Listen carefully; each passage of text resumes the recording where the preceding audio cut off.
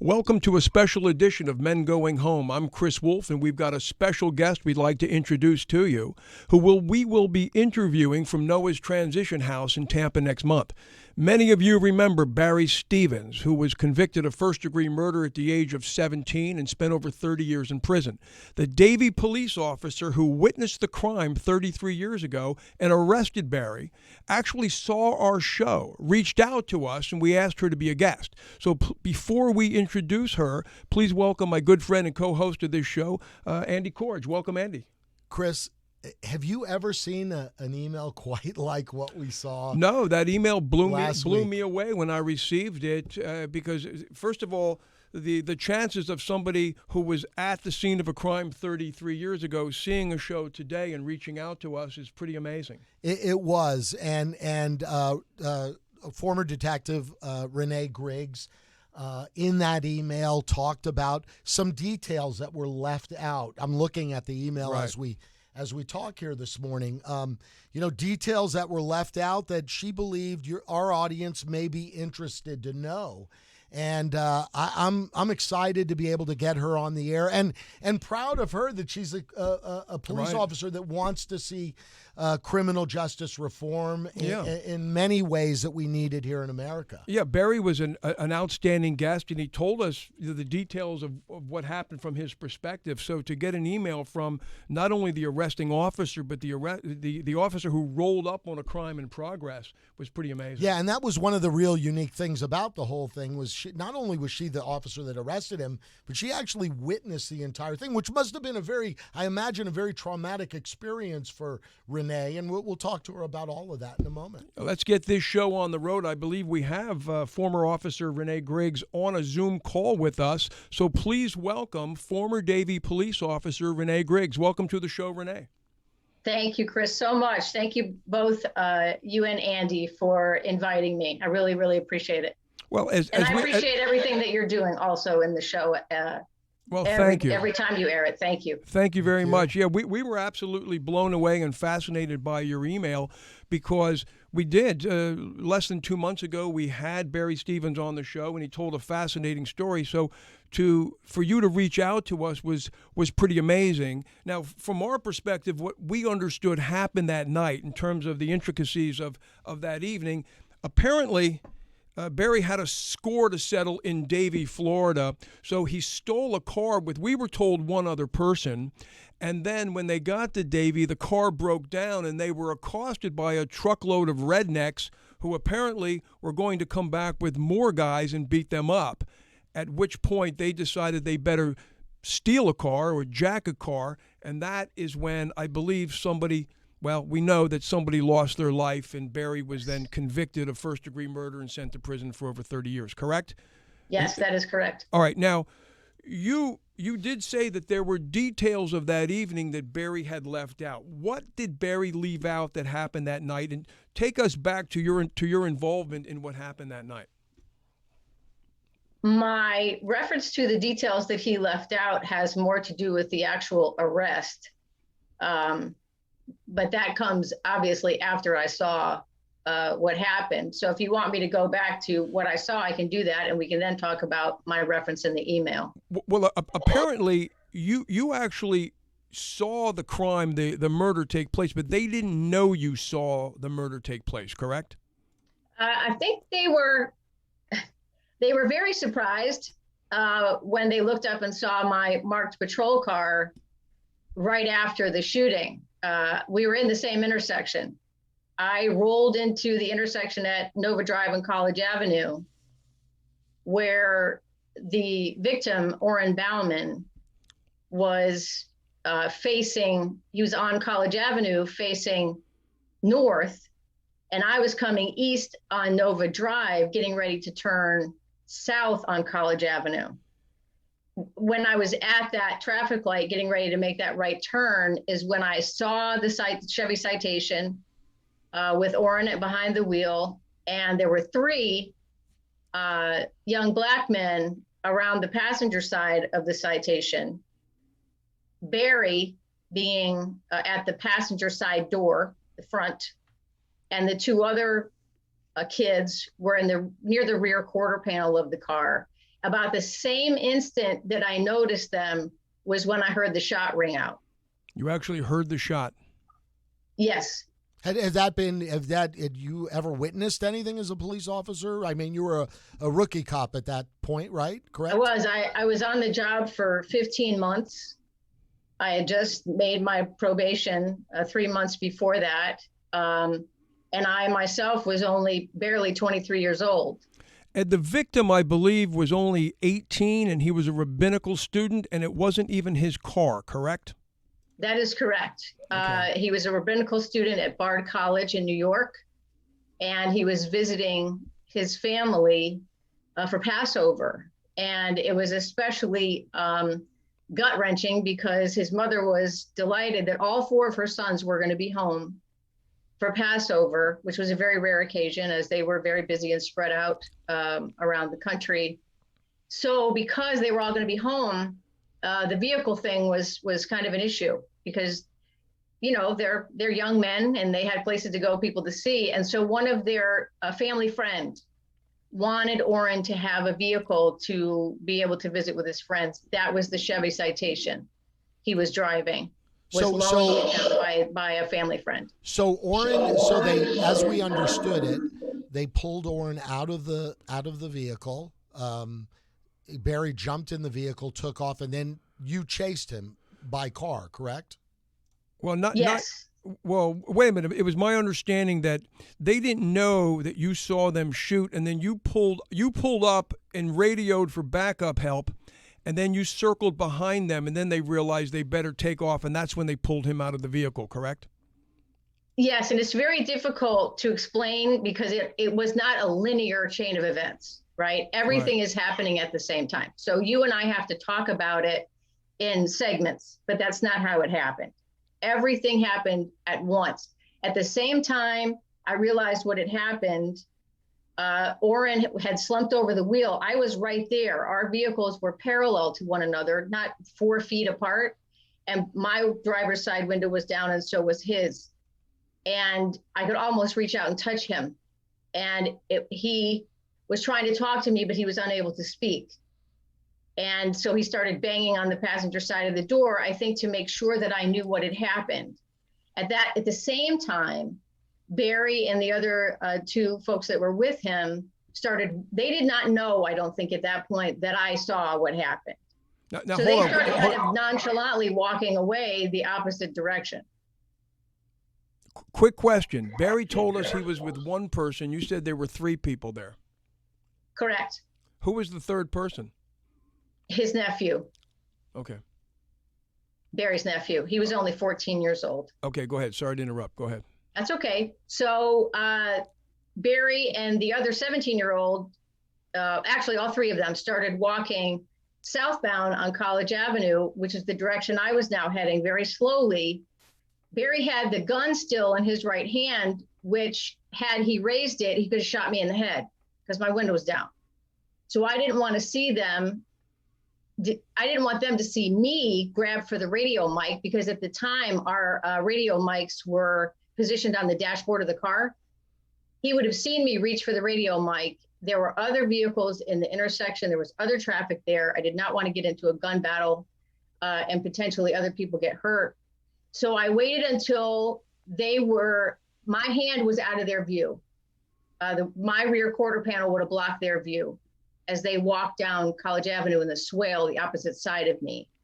I grabbed the radio mic, called for help. As I was doing that, that's when I made the U-turn and swung back around. And by then, they were running back to the car and pulling him out, and they took off. They left him in the street, and they took off, and I gave chase. And then how long did it take did backup arrive? Because I believe there were canines and helicopter, at least one helicopter, correct? Yes, the chase took us down eastbound on Nova Drive, then northbound on Davie Road. Jeff Bell was driving the car. Barry was in the front passenger seat. The other kid was in the rear passenger seat. And they were traveling at a high rate of speed. They tried to make that turn. Remember, this is before pre-I-595. So 84 was the east-west throughway. and they tried to make that left turn going too fast and nearly hit the guardrail on the canal side of 84. So one of my backup units was there at the intersection because he fell in behind me chasing the car. An off-duty Fort Lauderdale police detective was coming westbound on State Road 84 in his own car, jumped out and helped my backup get Jeff Bell out of the car and arrested him. At the same time, Barry and his nephew bailed out of the car and started to run down east. They were running east in the westbound lanes of State Road 84, and I began to chase them on foot. And did the nephew? That's when the helicopter and the K9 units were called. Was the nephew apprehended before Barry? No, that happened right after Barry was. Right after Barry was in custody. They were hiding in the same place. Okay. All right. So now Barry, I guess he realized that he was caught. That dogs were there, the helicopter, the lights. You apprehended Barry. He walked out. He surrendered. He's a big guy, 6'3", 6'4". He put his hands straight in the air, correct? Yes, he did. And then what happened? The K9 officer let the dog loose on him anyway. There was no evidence on Barry's person that he had a gun on him still. He raised his hands and came out of the bush that they were hiding in that ravine next to State Road 84. And the K9 officer, it was just myself and the K9 officer in the ravine with him. And he sicked the dog on him anyway. The dog bit Barry near the groin, took him to the ground on his knees. And then the K9 officer took his boot and kicked him into a huge pile of red ants. Face down. Face down. Wow. Barry was laying on his belly in this pile of red ants after being dog bit. And then what you wrote to us that you felt you carried a tremendous amount of guilt for years, I believe, over what happened next, because you were a rookie cop and you were doing what you were instructed to do. What happened next? He was compliant, Barry. He was laying there. I asked him to put his hands behind his back, which was very difficult for him. You saw him. He's very broad-shouldered, and he was very broad-shouldered then as well, very muscular kid. And it was hard for him to get his hands all the way behind his back and clasp them together. He couldn't really touch his hands together. So, but he was still very cooperative, even though he was bitten by a dog and being ant bit at the time too, I'm sure. Anyway, it took all of my weight. I had to put my knee on his back and wrench his arms together to get the cuffs on him. I did that. And then what followed was completely uncharacteristic of anything that I believed myself capable of, which was I pulled my firearm out of my holster and I stuck it to the back of his head. And I started screaming at him about where was the gun, where was the other guy. And at first he didn't say anything. And I looked to my left where the K9 officer and the dog was salivating, snapping, barking, wanting another bite.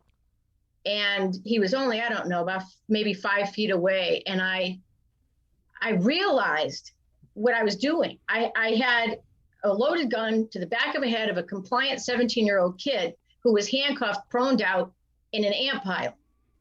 I was a rookie cop. I looked over to the veteran officer thinking, I'm fired. I'm so fired. I just lost my job. Because you thought you were being too aggressive? Absolutely. I thought this is excessive force. I'm done. You know, I had already struggled with people who didn't believe that I belonged in Davie because I was a young woman. And so I felt like I had handed myself up on a silver platter. So you looked over at your commanding officer, and what kind of directive did you receive from your commanding officer? I looked to the K9 cop, who was a longtime police officer in Davie, and he nodded. Meaning to what? Me, I was very clear about what he meant. He wanted me to pull the trigger. And shoot Barry in the head. About the same time, Barry he hollered at his nephew to come out. as the 14-year-old was coming out of the bushes with his hands also raised, Barry is proned out, not giving me any problem at all. He's completely compliant. The K-9 officer then went on the radio and told all the other units that my dog's got one and there's another one coming at me. For me, that was cover for whatever happened after that. We would be justified in doing it. Right. And these are the days with no cameras, no video. There's no nothing camera, like no that video. going on, right? It was just the four of us in a dark ravine off of State Road 84. No one else had reached us yet. So your impression was your commanding officer gave you a directive to pull the trigger and shoot Barry because he was an African American.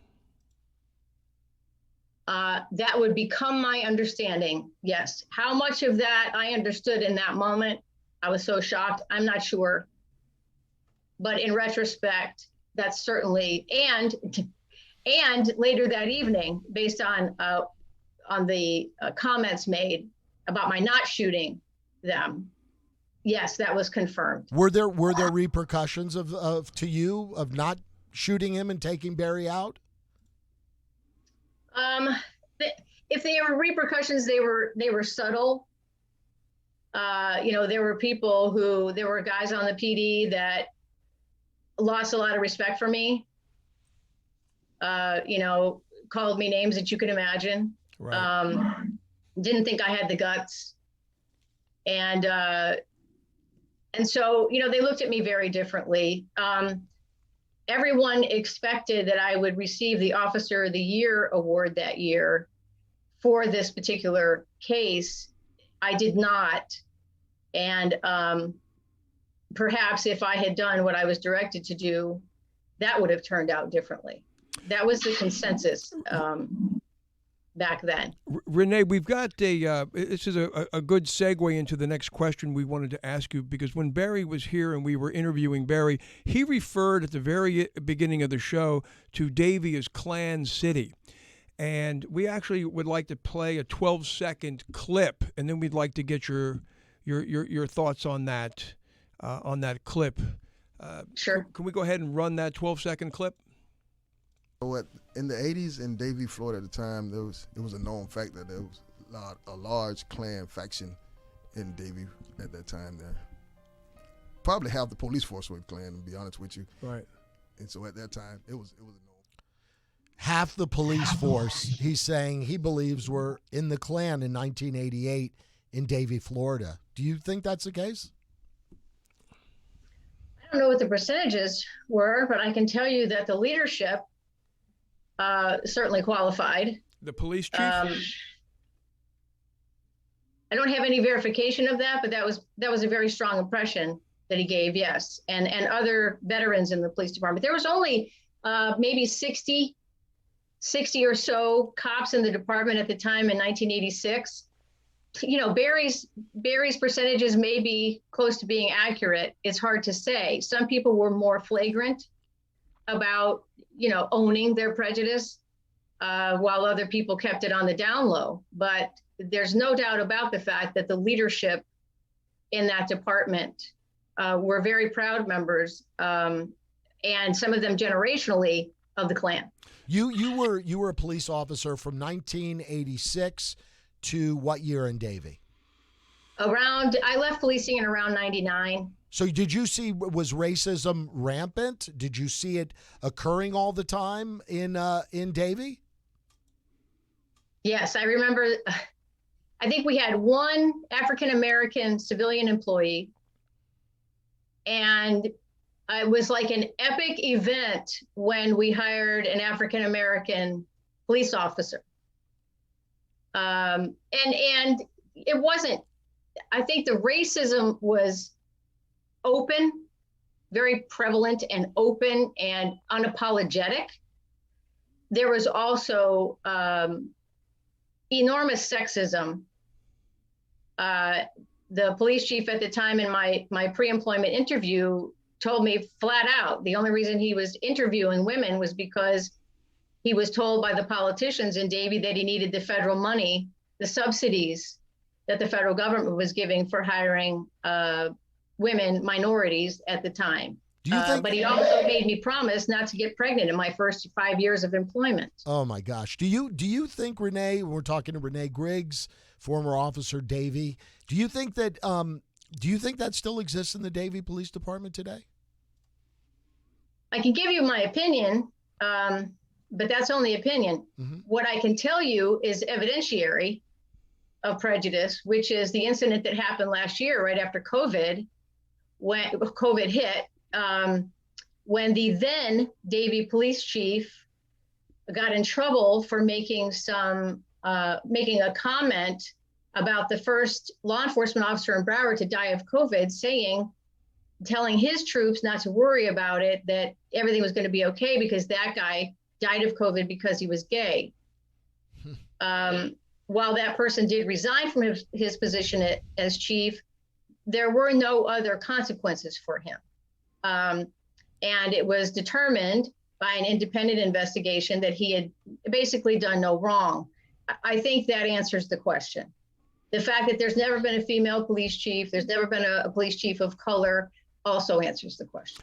Renae, we have so much more to ask you, and unfortunately, we're out of time on this special edition of Men Going Home. We have so many questions to ask you about how this all changed your life, going back to 1988, and you've accomplished so much since then. So we do look forward to speaking to you in a couple of weeks in Tampa, and we want to thank you so much for being on the show today. Thank you so much.